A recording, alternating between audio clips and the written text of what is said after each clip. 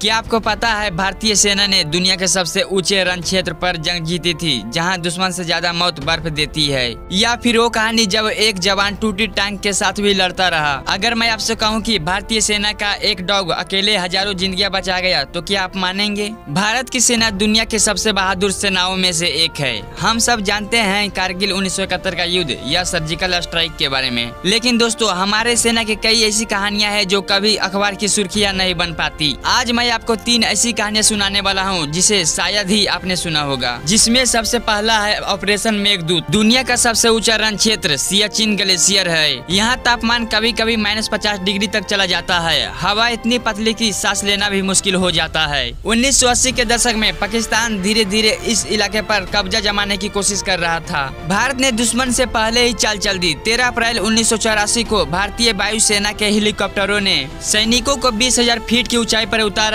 और इसे नाम दिया गया ऑपरेशन मेघदूत। सोचिए उस ऊंचाई पर ना सड़कें थी, ना ढंग की सप्लाई थी। जवान सिर्फ बर्फ काटकर अपने लिए जगह बनाते, पत्थरों से बंकर खड़ा करते और हफ्तों तक बिना नहाए बिना गर्म खाने के डटे रहते। पाकिस्तान को झटका तब लगा जब उसने सोचा कि वो सियाचिन पर कब्जा कर लेगा, लेकिन वहाँ पहले से ही भारतीय सैनिक तिरंगा फहरा चुके थे। आज तक सियाचिन पर भारत का नियंत्रण है, लेकिन असली लड़ाई दुश्मन से ज्यादा बर्फ और मौसम से होती है। हर साल दर्जनों जवान ठंड और बर्फीले तूफानों की वजह से शहीद हो जाते हैं। ये कहानी आम लोग कम जानते हैं, लेकिन यह भारतीय सेना का सबसे बड़ा रणनीतिक चमत्कार था। और दूसरा है मेजर सोमनाथ शर्मा का, जिन्हें पहला परमवीर चक्र मिला था। साल 1947 पाकिस्तान ने कश्मीर पर हमला कर दिया था। सैकड़ों कबायली और पाकिस्तानी सैनिक श्रीनगर की ओर बढ़ रहे थे। अगर वो एयरपोर्ट तक पहुंच जाते तो पूरा कश्मीर हाथ से निकल जाता। उस समय मेजर सोमनाथ शर्मा और उनकी टुकड़ी को मोर्चे पर भेजा गया। उनकी टांग पहले से ही प्लास्टर में थी, लेकिन उन्होंने कहा मैं अपने साथियों को अकेला नहीं छोड़ सकता। 3 नवंबर 1947 को सिर्फ 100 भारतीय सैनिकों ने करीब 500 दुश्मनों का सामना किया।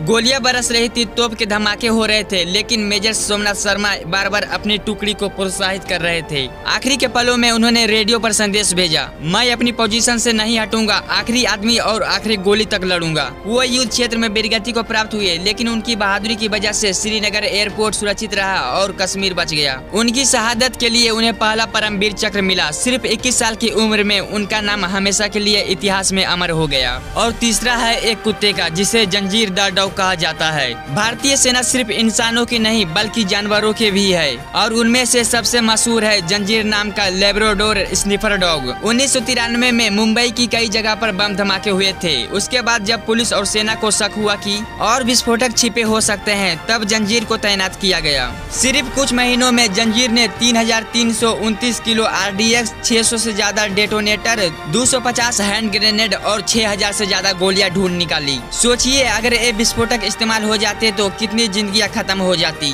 जंजीर ने अकेले मुंबई शहर को खून से लाल होने से बचा लिया। 2000 में जब जंजीर की मौत हुई तो उसे पूरे सम्मान के साथ सलामी दी गई। यह कहानी हमें यह बताती है कि वर्दी सिर्फ इंसान नहीं पहनते, जानवर भी देश के लिए जान दे सकते हैं। अगर वीडियो जानकारीपूर्ण लगी हो तो वीडियो को लाइक तथा चैनल को सब्सक्राइब जरूर करें। जय हिंद।